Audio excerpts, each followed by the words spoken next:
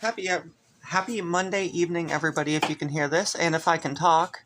Um, we're going to be making some pasta tonight, and I'm basically just going to let Dan take over the mic here. So, happy Monday. Since we're making like basic pasta, I just got some different flavored raviolis. But I still have Godzilla's leg here, the giant zucchini. So what I'm going to do, since I really don't want to chop this up, I think it's a great piece to play with.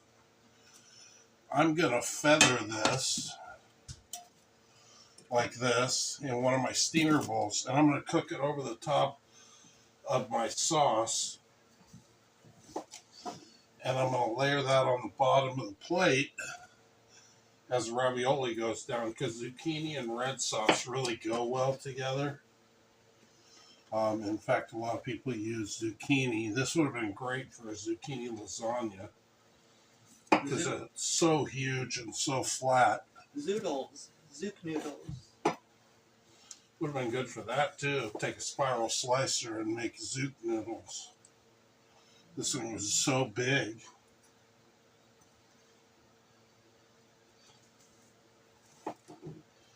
So what I'll do while the sauce is cooking, I'll put this in and then I'll scoop out a flip.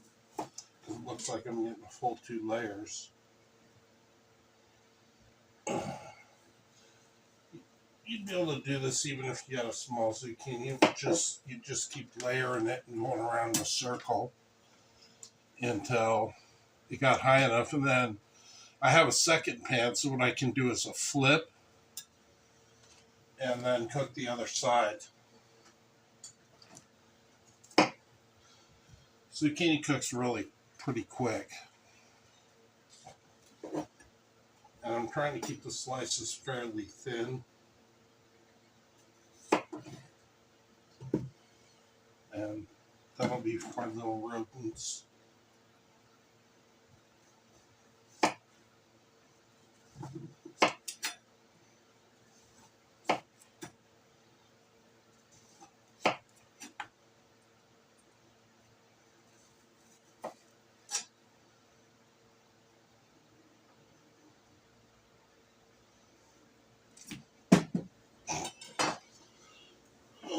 We're going to wash that.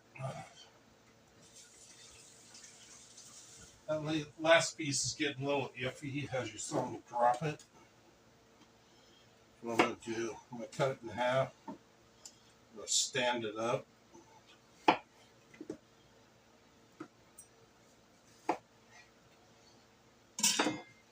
it down. Much easier to handle.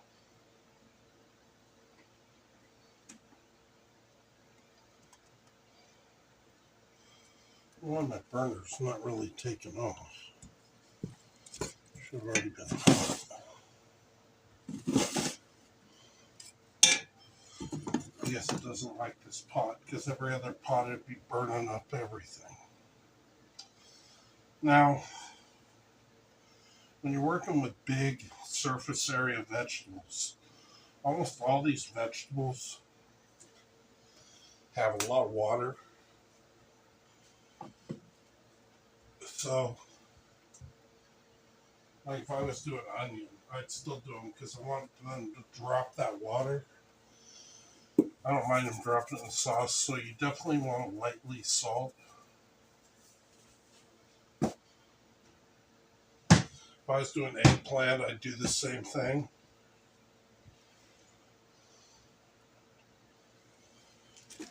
Now this is some of the grind we did the other day.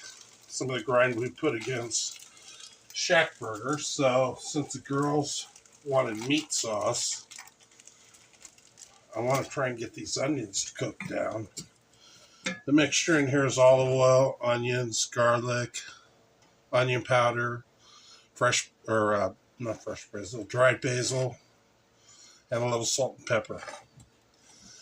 Now, even though I'm using pasta sauce out of the container, I never use anything out of the container by itself. I always got to put a little twist on it.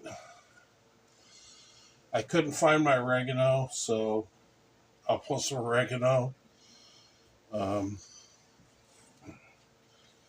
she got some dogs that she wanted to try. I'll probably put 2 of them in there just for fun. I haven't tried them, but I like them to cook up too.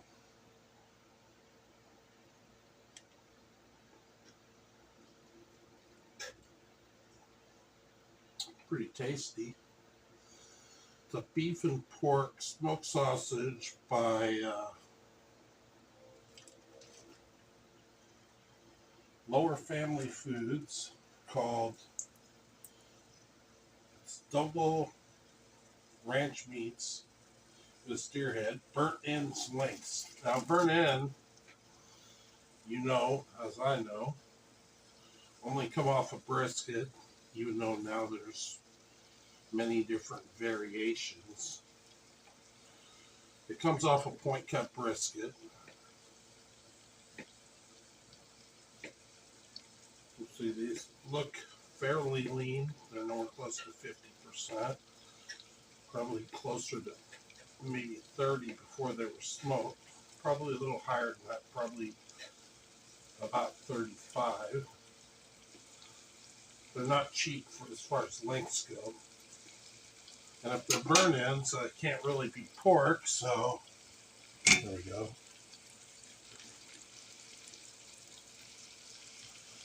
They just thought it was a catchy name. I doubt they're using brisket for the meat. That's where the burn end would come from. But they could use that point cut for.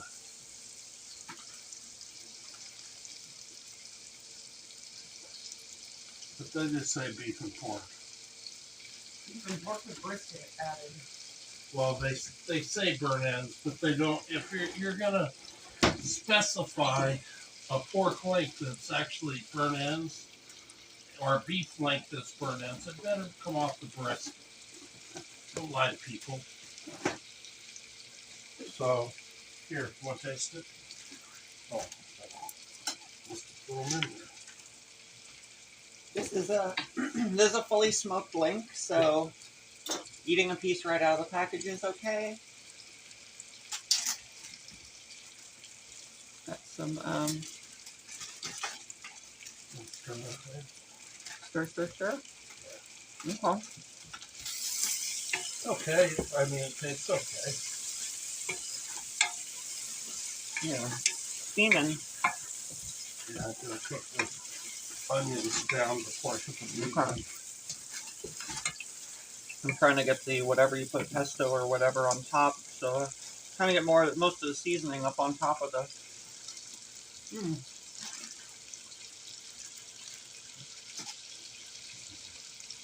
Do that. Perfect.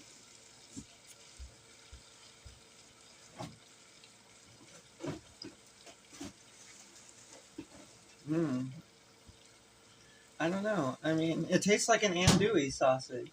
They all taste the same when they're raw. Be interesting what it's going to be when it's smoked.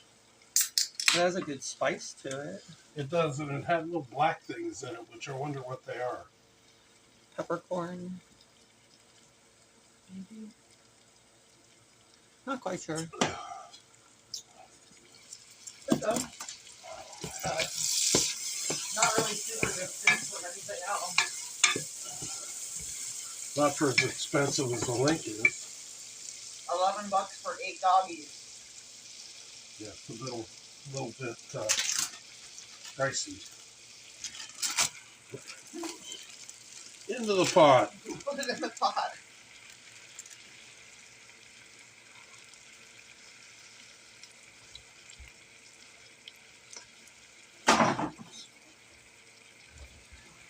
So, since I got to sit here for a while, might as well pull up my kitchen stool.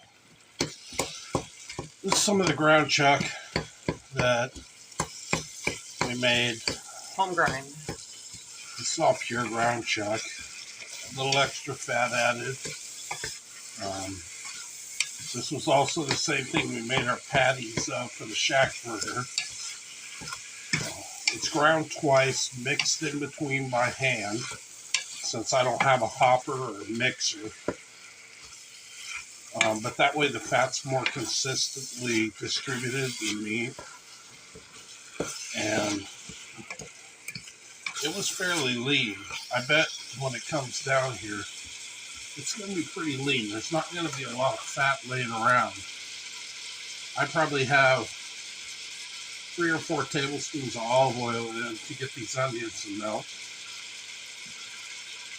Probably when this is done, before I start putting sauce on it, I'll drain it.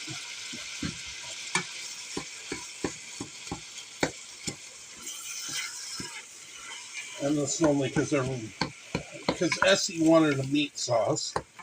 There's little chunks of sausage in there. So we'll see how lean this stuff is as far as what kind of juice it's going to drop. I'm almost positive it's right around 17. It looked about that. Even adding in a little additional fat, it was probably closer to 12 to 15. It looks good. The grind tastes fantastic. I mean, like an 85-15. Yeah, that's about what it is, 85-15. It'll probably have a little more fat than that because I added some of the fat that I had laying around off the top rounds, and that runs 3 to 5. But I kept some of that extra fat to use in the ground beef because it was too lean. And if you get ground beef that's too lean, it just tastes like scrap leather.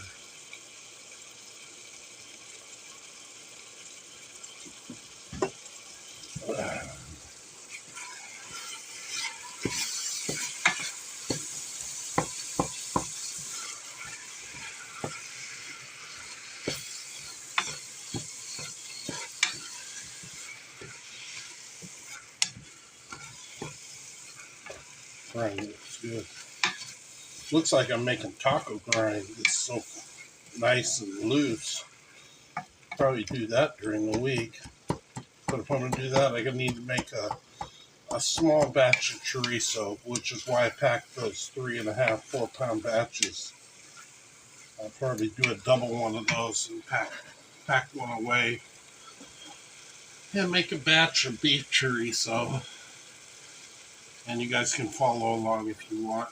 I usually make that and pack it in half to 1 pound packages.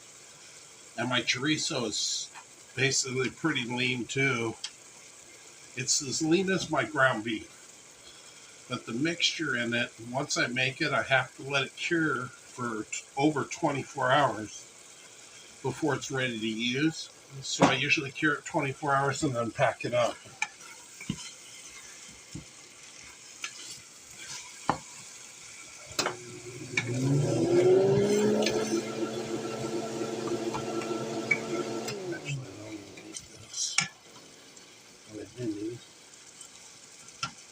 That to go off,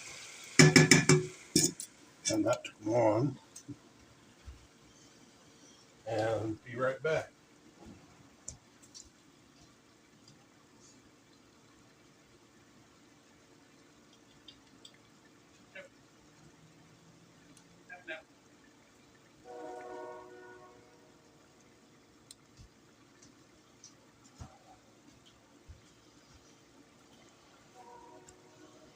Okay.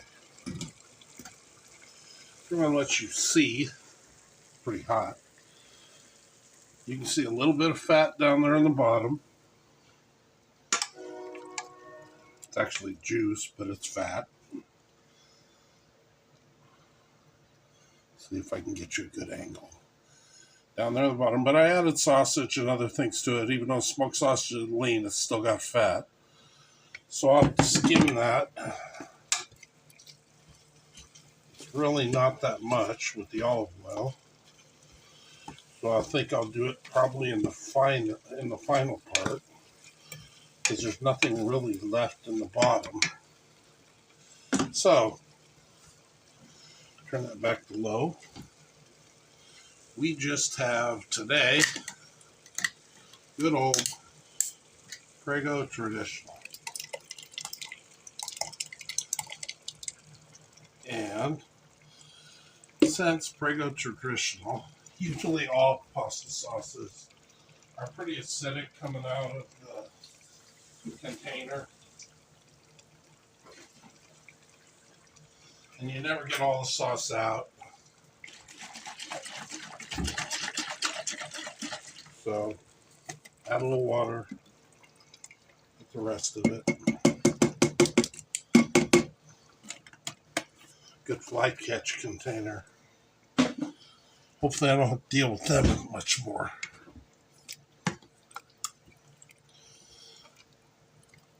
Now I want the beef to stew in that flavor and let some of the acid go.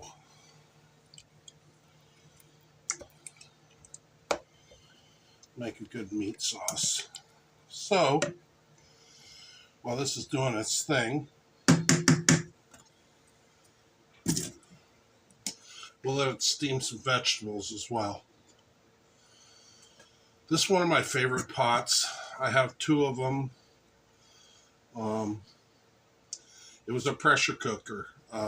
This is the big pot, and I have a small one that's cut about half. Back in the day when we actually used to use a lot of pressure cookers, they didn't call them Instapots and stuff like that. They were just called pressure cookers. They actually seal, and you'd have a little pressure regulator on top or a button to push or something, because they can actually end up as a bomb. Like they used in, I don't know, was one of Boston or New York marathons. Boston. But Pressure cookers are ridiculous. Remember to vent your cooker properly. Yeah, vent your cooker properly. Do not take the lid off when it's under heat. It will blow up and everything will come out. I'm not pressure cooking today. I'm just using the pot because it's big and it's heavy. It's got a real heavy clad bottom. I'll either use a full-size Dutch oven. The pasta that we're using is just rana Italian sausage raviolis. And the chicken and roasted garlic is going to be for a pesto one. I have pesto made up in the fridge. Pesto's a lot easier on my stomach. These you can see are starting to sweat. Here's my stuff. Little olive trays work as my spoon catch.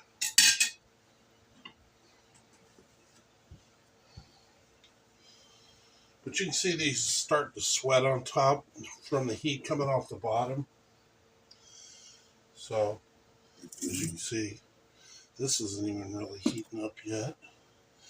But this burner is really weird. This is one burner that if you get it too hot, it'll go full high on you and go crazy. And I just want the sauce to cook down. Getting the large burner to simmer is a challenge sometimes. It's great for hot, fast cooking, but getting it to medium low, it's kind of crazy. I wish I had a gas stove. I wish we had gas, period, but that's Oregon. And they want to take away your old gas stoves. I would say just say no. Don't give up your gas range, people. Not unless they fry Dutch it. oven. Not unless they fry it from your cold dead kitchen.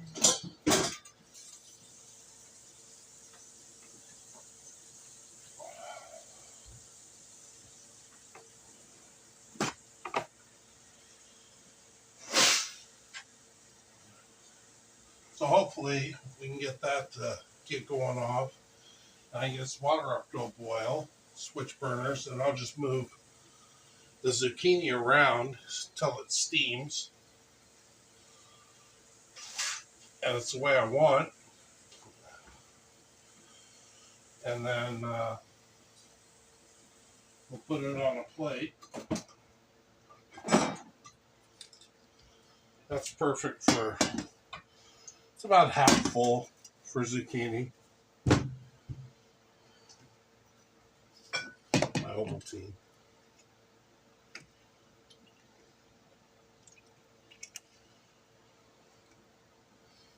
A little bit of olive oil. I got olive oil everywhere. Got olive oil on my stove, olive oil on my cabinets. A little bit of salt. I think we have 3 places for olive oil at least.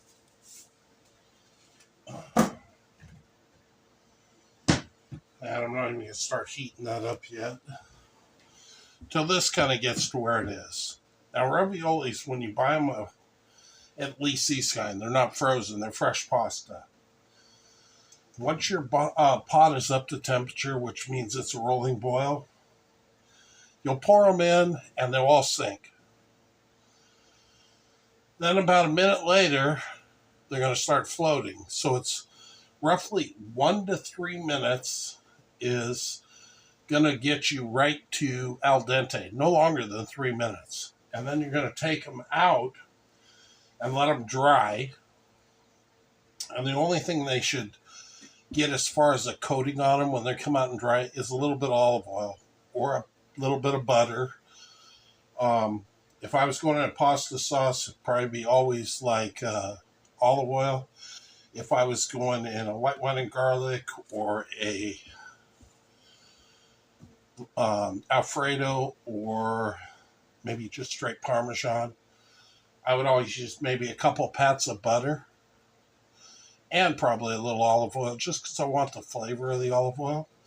And I'd stir it like crazy so all the pasta gets coated. It doesn't dry out. And then I don't want to put my pasta in my pasta sauce too early. Even though this is melding together with the meat. This pasta is going to cook too quick. And I'd have to add water and such. I'm just going to do a 1 minute flash cook on them. And I don't even really want to go in the pasta sauce because they're going to cook so fast. This needs to cook down first before. I don't want overcooked pasta and then the sauce is perfect. I could go the pasta right in the sauce, but it's too hard to regulate that the pasta gets cooked enough and it's not gummy and chewy. So I'm just going to do it the way I know how to do it. Fresh pasta, I always do a 1 to 3 minute cook on it, pull it off, coat it in olive oil or a little bit of butter. And then I'll start adding it to the sauce or put that on the plate with the zucchini. You'll see me layer it. And then I'll put the meat sauce on top. And then I'll put parm and whatever else I'm going to throw on it. The reason I'm using zucchini is because I have it. I want to use it up before it goes bad and stuff. And the other reason is zucchini goes great with a red sauce. I mean, it really does. You'll make a lot of lasagnas with zucchinis like this and use those in place of sheet pasta. So this just seemed like a natural formation. I wouldn't really have to force it to do something. So the Italian sausage ones will go first. They're going to go in a bowl, and then I'll pour the sauce on them and then toss them in the sauce. The zucchini will go down on the plate. They'll go on top. And then we'll hit it with some Johnny garlic or some parm or some mystery cheese, which means whatever cheese I got in the fridge. I got cheddar and jack, and I think I have sharp cheddar. And I also have some breadsticks I picked up at the bread store. I'll probably put those on a sheet pan and just give them a brush with a little butter so they toast nice on top. And you can have that with your pasta zucchini red dish. So, even though this seems like a lot, it's really not a lot. Half the time I'm sitting just waiting for things to cook. And now that this is here, I can do this.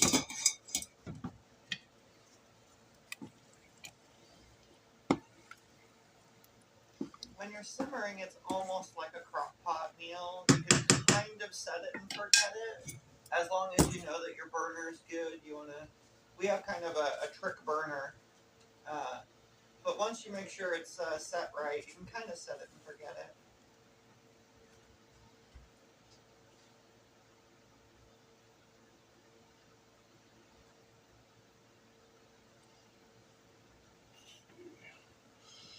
Start heating up that water. This is a little tiny burner and it takes a lot of juice to get it going, but we'll start the water.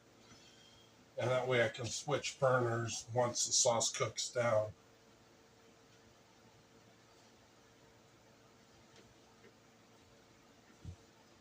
And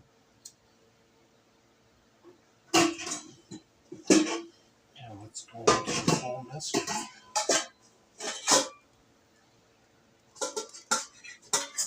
Lid bowl.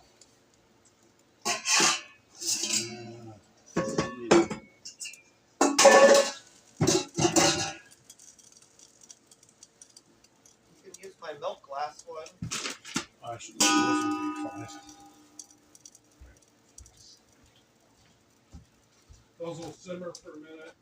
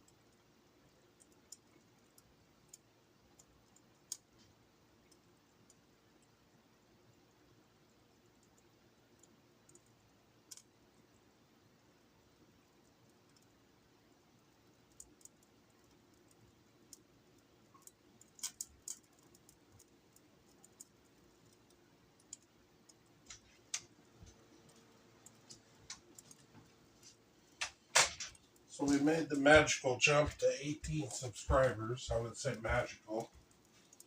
I mean, I know some of the people that jumped on, Friends and Glide, and some of the people I've talked to on the phone thought it would actually be an interesting channel. And I tried to make the channel interesting. I know that there's a bunch of people on here that there's just one and two people in the household. So I have a whole pork loin out there. So sometime this week, I'm going to make what we'll call singles packages. And then I'll do the same thing with chicken. I'll show you how to make some things, pack them in the freezer, and you just pull one out for you or your company or you and your friend or for the two people in the household. And I'll make it so there's something easy for you guys to cook with. I'll even give you instructions on time, whatever you need. And you can get these in the market. You can pack them and stuff them, and we'll make them very easy dishes. Fajitas is always one of my favorite, but you can't eat fajitas 7 days a week. So you got fajitas, you got chow mein, you got stir fry, beef, chicken, or pork. You make them all the same way. Same with fajitas, beef, chicken, or pork. You make them all the same way. Show you how to make cabbage rolls. They're real easy. I'm going to do a meatloaf. So the basis of all meatloafs is, I would say, mirepoix, a little bit of carrot, a little bit of onion, a little bit of celery, breadcrumbs, whatever type you prefer. I would say American breadcrumbs to cornbread. Cornbread's really mealy, has a mealy texture. So the American breadcrumbs or basically any old bread you got in the house, put it in the oven, let it dry out, and mash it between your fingers and add it to your meat with some egg. And add base spices. You really don't have to do the rest of the meatloaf until it's done. When it's cooked and everything, you say, oh, it needs a little salt. Oh, it needs a little pepper. I put a little bit of garlic powder, a little bit of onion powder. If you like bell pepper, throw some bell pepper. I recommend red and yellow and orange. The older the pepper, the less indigestion you get. Greens just really hit that gut pretty hard. That's why I use them in the fajitas. And when you're mixing that meatloaf, put everything together in the biggest bowl you can and start mixing it with your hands. Get in there and do it. Then once it's mixed, decide what you want to do with it. And that's the point we'll get to when we do meatloaf. You can do shepherd's pie. We're going to add white rice to it and do stuffed cabbage rolls. You can do stuffed bell peppers. You can do meatballs, make a meatball sandwich, put it on a French roll and melt provolone over the top with a red sauce. I'd probably do a red sauce just like I'm doing here. I build my red sauce to exactly the flavor I like. I'd start my meatballs in the oven, and after they got about half to 3/4 cooked, I'd put them in my pot and then let them stew. And basically that's so the meat sauce joins the meatball and lets the flavor work in. And then I build them from there. I know I haven't been in the kitchen for a few minutes. I need to take that off and look at them.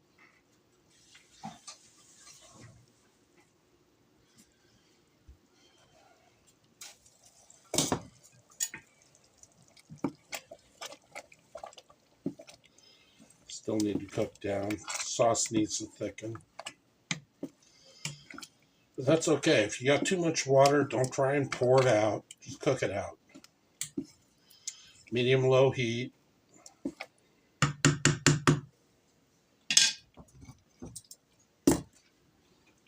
Instead of using a lid, I'm using a steamer basket. And I have another one exactly the same size. So once this kind of gets cooked, I'll do a flip on it, and that'll be the other side. And I can steam the rest of that. Not a lot of steam coming out of that thing right now, so hopefully it's capturing it all. And my oil, I can see little bubbles on the bottom. It's not ready.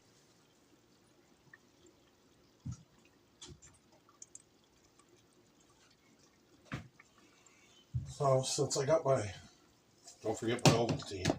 That's my vitamins. So I'm going to take little bit of olive oil in each pan. That's for when I start moving pasta. My pans are good and slippery, good and oiled. The pasta will get lubed, and then it'll be ready to mix together with the red sauce. This is actually pretty easy to make as far as a dish. The hardest part right now is, since I'm using a red sauce, is going to be skimming the fat, if there is any. I mean, I know there's a little bit in there.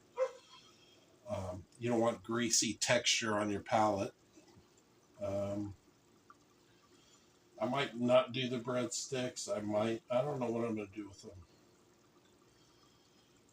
You're already going to get plenty of bread essence or carbohydrates off that pasta. I'm going to be steaming the rest of the zooks. And some of the zooks that, once they get steamed, are going to go in with the basil or the pesto.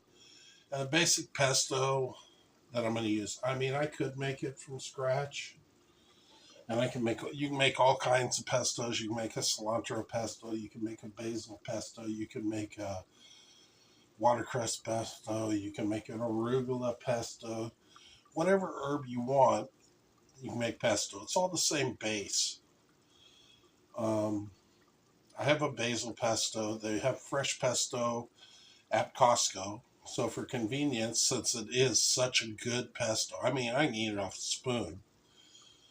I'll put a little of that in my dish, and that's what I'm going to glaze the chicken garlic pasta with. So it's kind of two dishes. Pesto is actually easier on your gut. Pesto is a calmative for your stomach. That's why in America we kind of do things wrong when it comes to salad. Salad is usually after your main course in most countries, not before your main course, because the red sauces are usually very acidic and very rich. All your dishes, your main dishes. So the basil acts as a calmative. So as you eat it after your dish, it settles your stomach a lot down and allows you to digest the food you've just eaten. But in America, we eat the salad first, so it ends up just making you partially full and doesn't do what it's supposed to do. But that's America. Nobody ever tells you why it became first versus last. I guess because dessert's last, and then they want you to eat some sugar bomb that's super sweet, and you're going to put carbs on top of carbs on top of carbs, and walk out of the place you just had dinner like a roly-poly or a weeble. Weebles wobble, but they don't fall down. What? You never heard of weebles?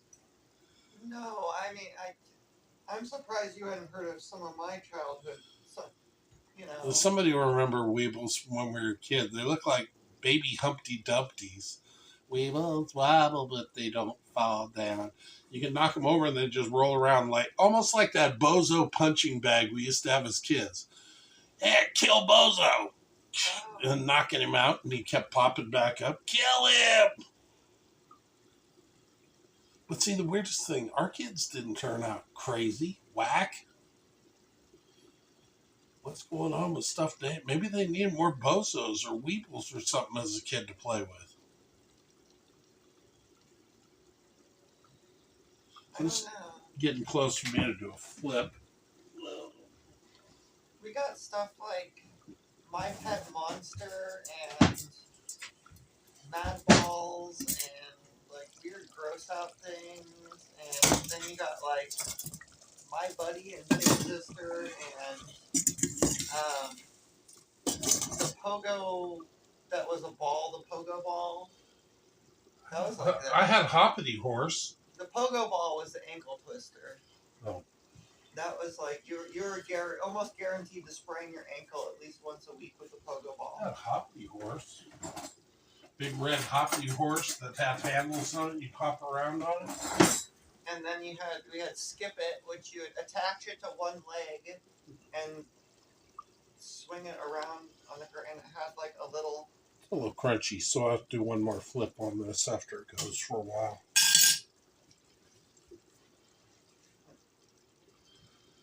Slip and slide, but they try and do that nowadays with trash bags. It's still the same, except for tarps or trash bags. Oh no, I love slip and slide. The hefty bag slip and slide. Yeah, where you slide on the trash bag and then you slide on the lawn, you get the gnarliest rug burn.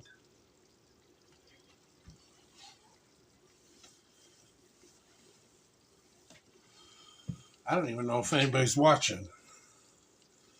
That's okay. Just one or two. They usually always catch us on the aftermath. Yep, well, if you're catching us now, hi. If not, if you're catching us on the YouTube time machine,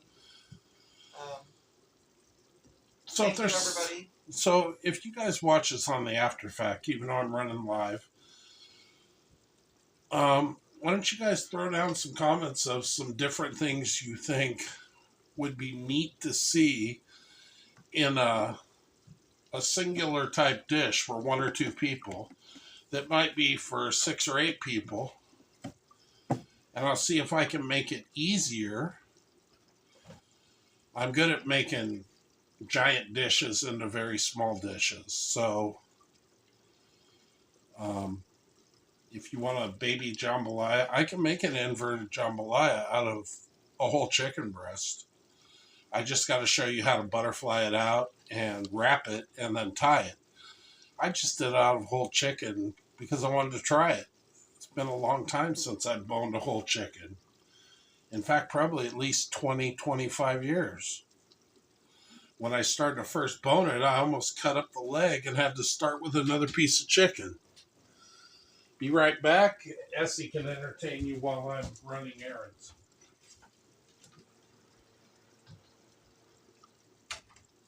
I'm just sitting here going through the Facebook, doing the social media thing.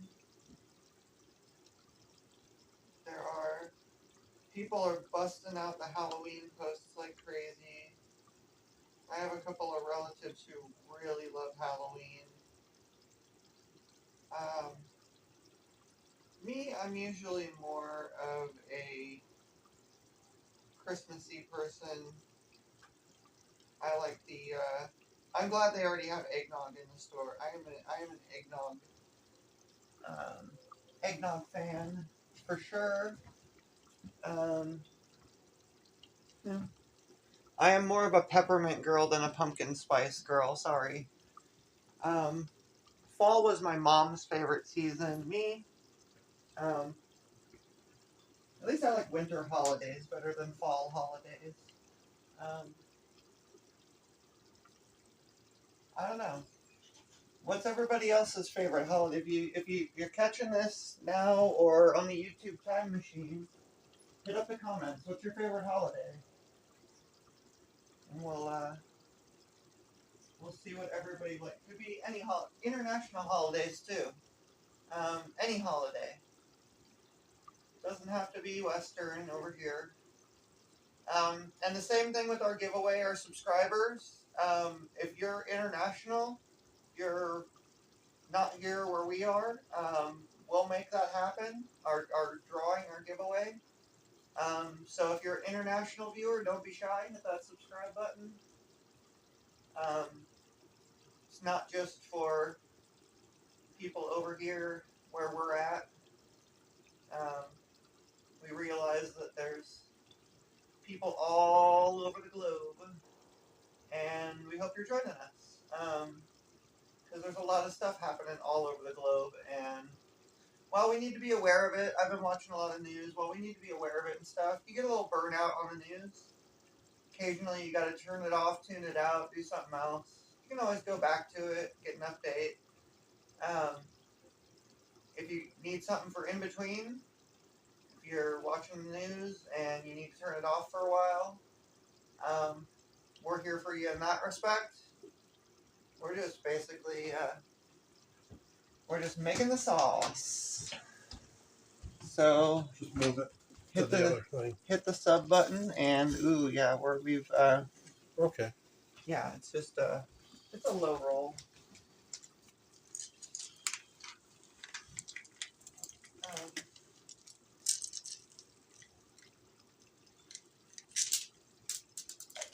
and again, thank you everybody who's joined us so far. The little subscriber ticker at the bottom, it hasn't moved because um, you're supposed to keep it on like 24/7 on your laptop or your computer, and I'm of the mind where I conserve power. I generally shut down all my devices before I go to sleep at night. I try not to leave things running all the time.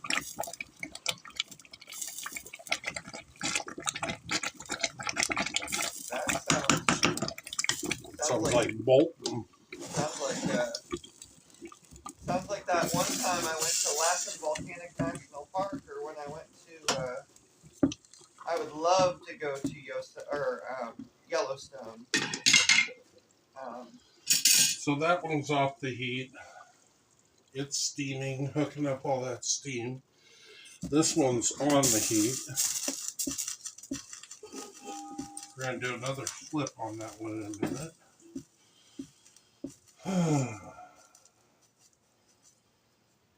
Let's do this one, because it's almost ready for that. If you guys just like a good all-around pesto, we go through about 2 of these a month. It's just good. I mean, you can dip bread in it. You can roll pasta in it. You can do whatever you want. It's delicious. it's garlicky and it's a little bit heavy-handed on the oil. You have to stir it to make sure the oil stays incorporated. But the texture on it is really good too. They must have put, I don't know if they put pine nuts in it, because pine Yeah, nuts it's are a got bit pine spendy. nuts in it. Does it really? Is it Uh-huh. like actual? A lot of people replace those with pecans or walnuts, or a lot of people go alternative because I mean, Pine nuts are pretty expensive. they've gone from like $20 a pound to $26 a pound to who knows nowadays, but I mean, they just basically come out of a pine cone.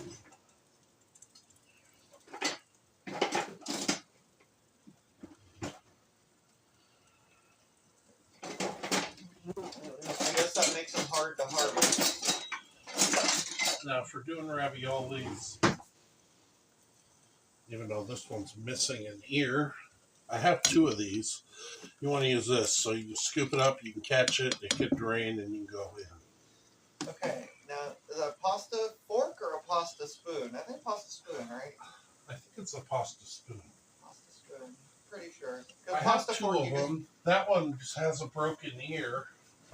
I don't know how that happened, but our utensil drawer gets a little bit. We need some organization in our utensil drawer. Our utensil drawer is kind of like chuck everything in. It's like if we had bigger kitchen, we'd have more room. We just don't. We have a little kitchen. Do the best with what you can. And that's fine. And people at home probably have, not everybody has a big, huge, elaborate kitchen. You make it work.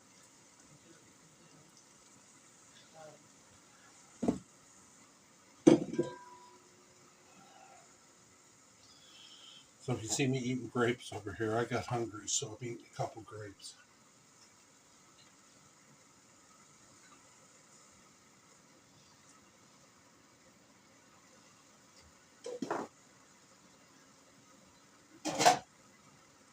What's your favorite holiday?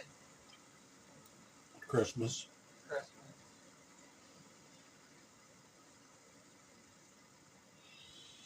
All right. We have the bubblies on the Rana Crosta. They make this thing difficult to open. Nothing's too difficult with your 6-inch knife.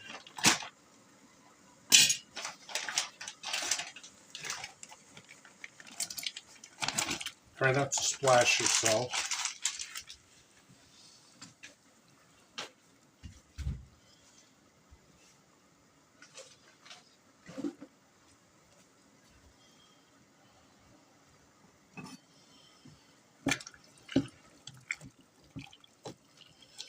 You can see these are still, they're just floating right away, which is unusual. Usually they sink.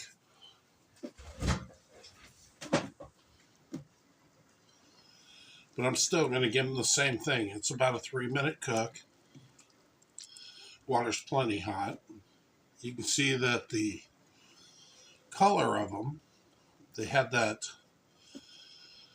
darker pasta color. Now they're starting to turn more white, or well, they were a little light. They look like dry pasta, and now they look like fresh pasta. So you want to roll them over. They go from a yellow to a beige. Yeah.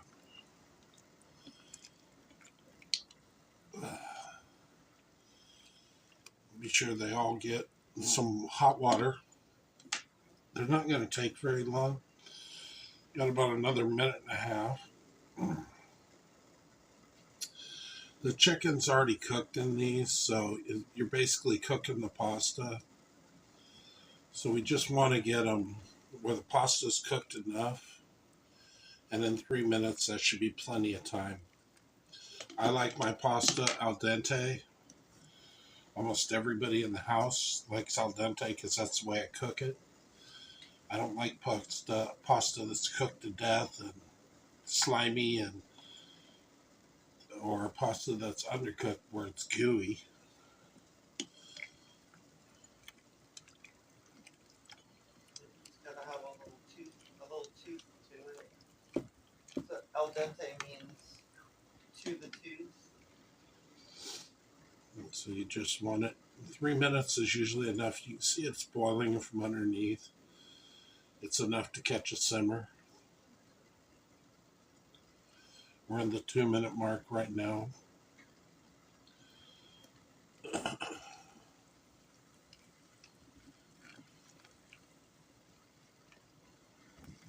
Just stir around the bottom. Be sure none are stuck to the bottom of the pot. They shouldn't be. So we've got our pasta group, and we've got our zucchini group, and we've got our sausage group, and we've got our onion group. What else did you throw in there? We got our sauce Meat. group, meat group, sauce group, beef group, sauce group.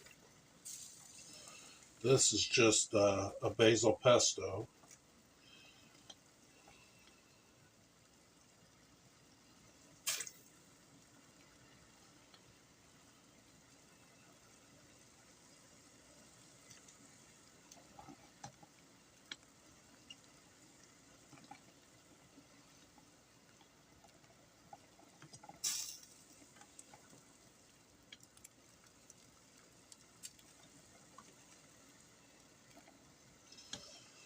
I like my other spoon better. At least I could catch those little pieces.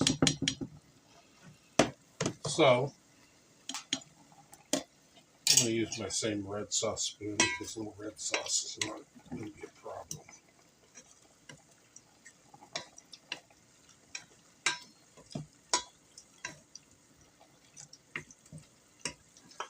Here's what the pesto one's going to look like, and it's going to sit off the side and cool.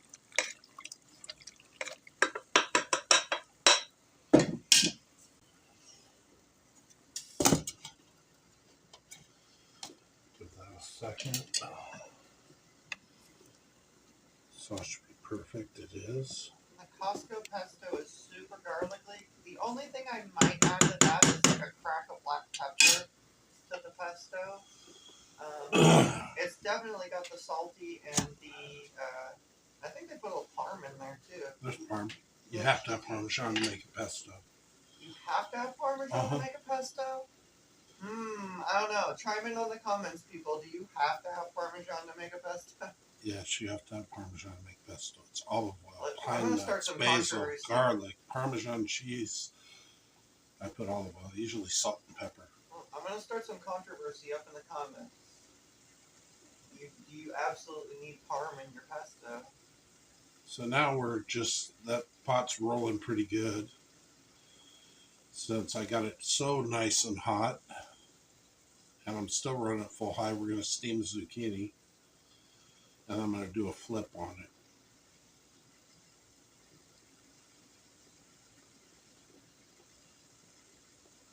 Looks steamy. Now let's taste the meat sauce. I don't usually taste my own sauce. Otherwise, I'd weigh 450, 500 pounds.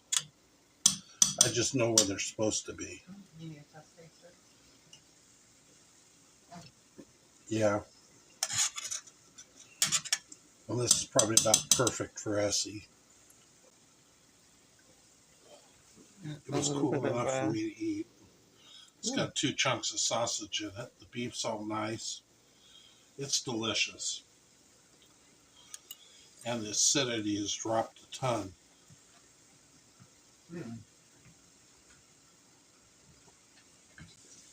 So, robust, smoky, tomatoey.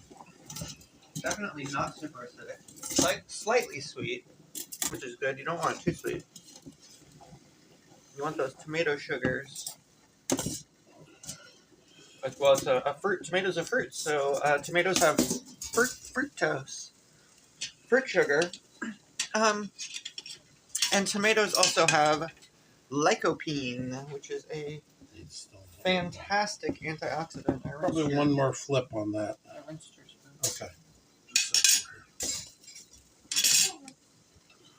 So since this still needs to be steamed, we'll just let it cruise. I got plenty of water in there. I actually want the sauce to cool, and I want one more flip on the zucchini. So we'll get 5 minutes on this side, then I'll flip it again. We'll give it another 5 minutes. Some of these larger slices haven't really caught and got a nice cook on them. Now we can make it more like a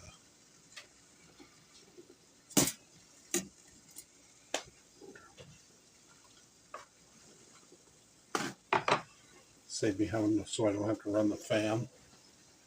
When you go to plate the zucchini, what do you think? Santa Maria or Monterey, or what do you think? It's gonna be red sauce. Well, I'm gonna sprinkle my zucchini with some season, just straight up. I'm gonna have my zucchini, like you put down the zucchini on the plate, and then you hit it with a little seasoning. Probably Santa Maria. Santa Maria, and then have my little rab and sauce on the side. Santa Maria is good for anything you put it on. It's just a really good accent season. You'll see everybody, hey, you got to shake a little of this on. Yeah, shake a little. And I see all kinds of red and different seasonings. Might be okay on vegetables, but I want to taste my vegetable. I want to taste my potato. I want to just put some things in to add to the flavor so it's not so plain. And cracked black peppers, sea salt, thyme, cane sugar. It's Santa Maria blend that I'm using here, which was one of the original Santa Maria blends before there was 4,000 of them on the market. This seasoning's been around 35 years. It's probably one of the sole holdouts that are still around from 35 years ago. And it's quintessential California barbecue. And I know. And if you don't know. The seasoning was developed. A friend of mine had friends that were in the nunnery in Santa Maria, California. And they purchased the recipe off a nun who used to make Santa Maria tri-tips for the poor. Because back in the day, tri-tip was a meat that we used to grind, as well as flank and some of the other pieces. The only people that knew they were good were the meat cutters. Other than that, it was considered grind. And anybody who's a butcher who was around back then actually knows the history of some of the pieces that weren't historic. Same thing with beef tongue. Tongue was a giveaway piece considered in the guts pack.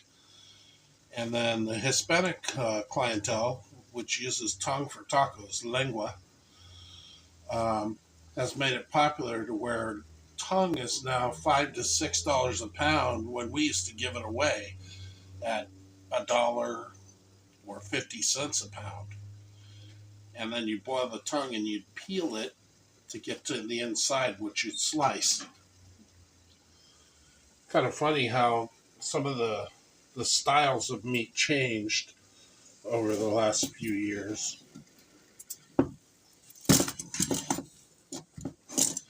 You guys, if you're not real good at flipping things, since Essie was talking about Santa Maria, I'll just do a little preemptive strike on it.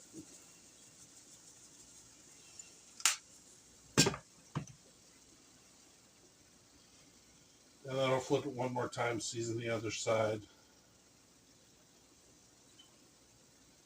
This one's ready. Sauce is ready. Get some bowls out.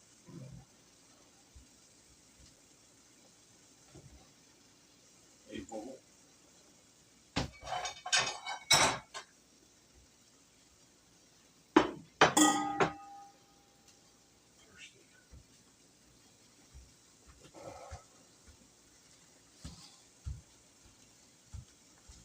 Hey Google, turn on the dining room light. Sure, turning on the dining room light.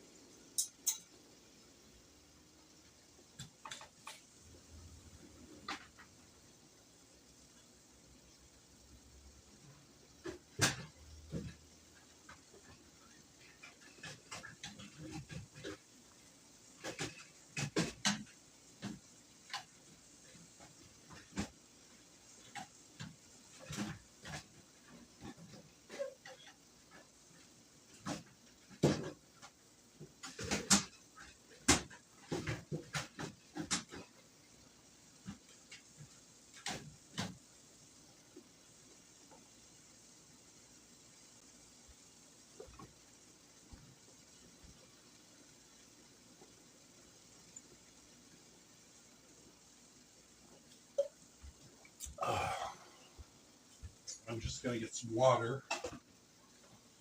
I typically drink a lot of water when I'm cooking.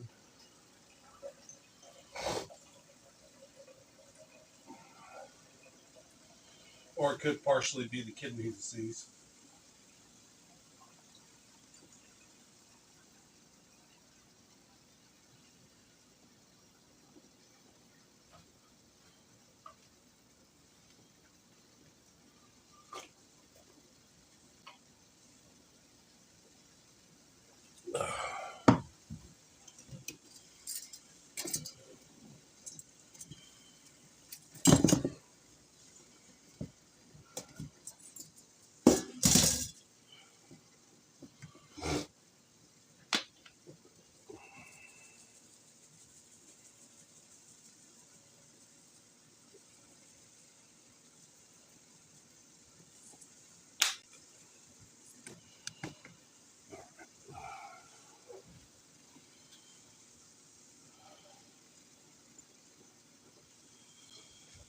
So usually when I'm testing,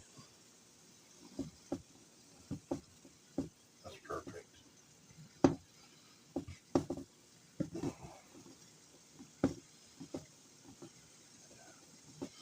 I don't want my zucchini mushy. So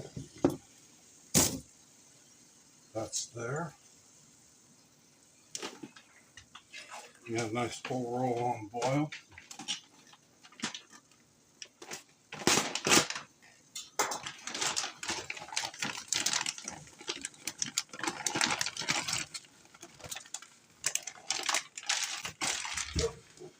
And I recommend if you're doing multiple bags, I'm doing 2 bags because we got 4 people in the house. Do 1 bag at a time and take them out of the fridge at least 15 to 20 minutes before you're going to cook them. I don't want them to be super cold in the middle. I want the pasta to cook on time.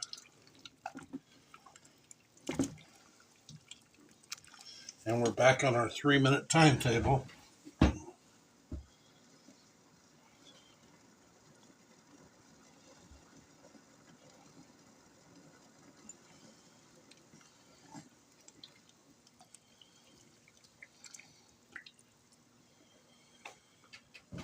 I guess I'll lay out a couple of dishes.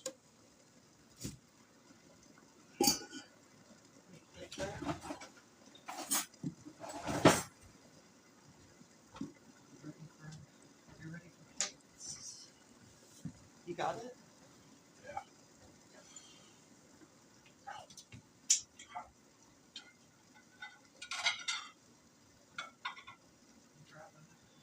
Display plate here since we have two different kinds of ravioli. Oh, yeah, ravioli in a bowl. I already did it on this one, but this one's for another style.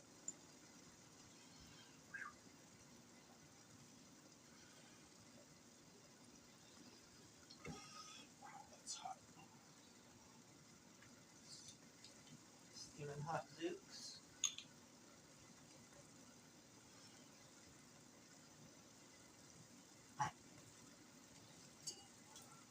Well, the pasta's definitely floating. You're right about that.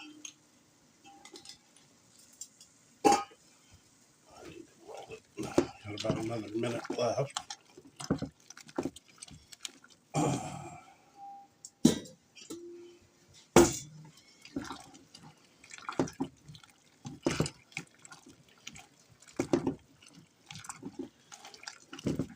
I'll come over here and help with the presentation of the dishes. One of them's already done. Yeah, that's just the pesto one.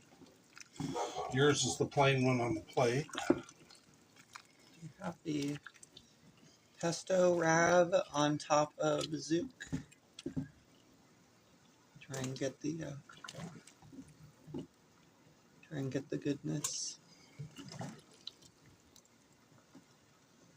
That looks delicious.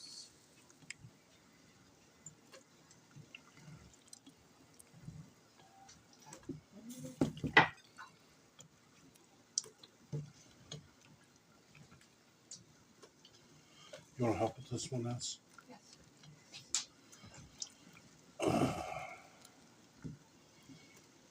You might want to get another bowl to mix sauce in with this. This one, I've already seasoned the pesto, except for your plate. Okay, so we're gonna do the Santa Maria, and I'm just gonna do a little sprinkle of this on the zooks. And I just opened the dump side. You know, make sure you open the sprinkle side.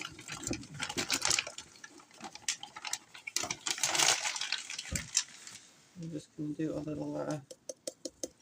a little tippy tap. That sounds like what Tiggers does when Tiggers walks through the house, tippy tap. A little tippy tap across the floor. And we're gonna get some of the pasta with the red sauce on there as well.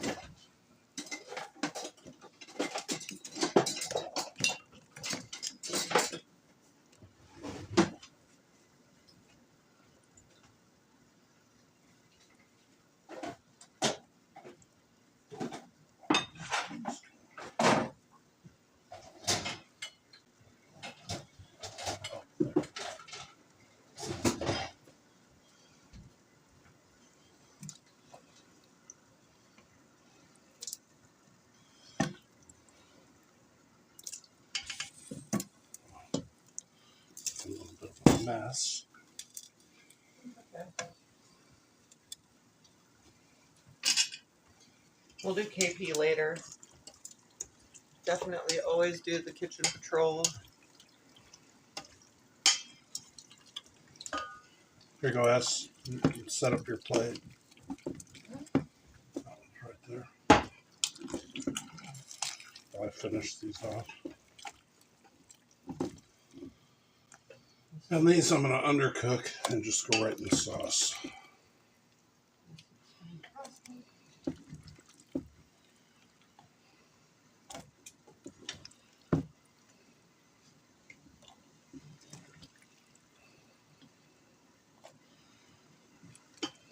Need more sauce.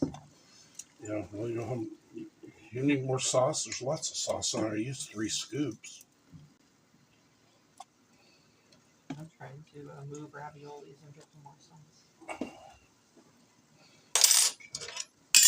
Yeah, from just going to steal sauce out of the pot.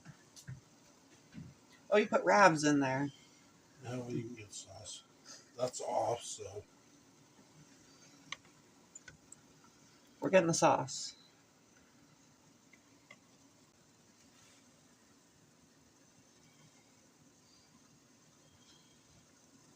So you got the pesto, which could use a little pepper.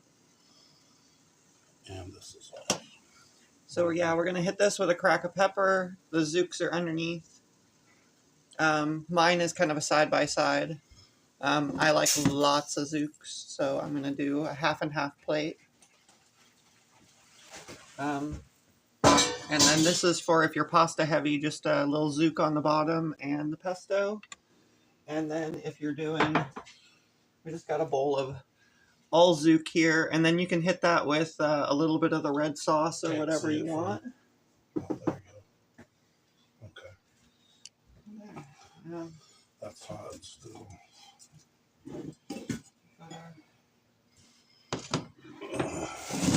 Dishes look fantastic. Here's a little.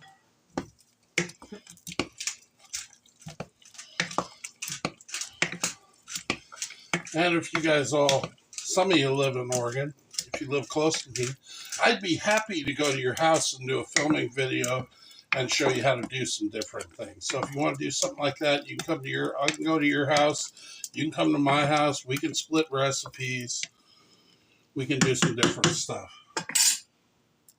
I can do the prep, you guys can do whatever. So we hit this with a crack of the black pepper.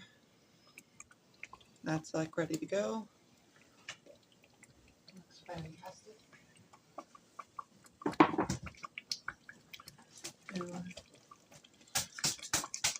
Do my plate one more time before I just basically put a fork in it and take it away.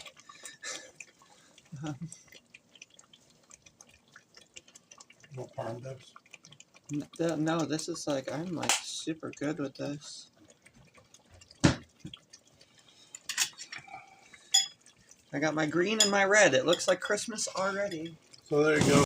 There's the standard dish, which I'm going to call out troops in a second. There's the pesto dish. This is the chicken garlic ravioli. The other one's an Italian sausage. And that's going to be it from Dan Chasing the Missing Link. It was just kind of a put together dinner. I just wanted to show you some different variations to doing it. Thanks for joining us. Like and subscribe. Thank you to everybody who's subscribed. We've gone from 13 to 15 to 18. If we could keep pushing the number up. And like I said, the giveaway we're going to do, international viewers too, hit us up. We'll figure out international shit. We'll get it to you. Thank you for joining us again. We're going to eat, and then we're going to do some serious KP up in here. Have a good night.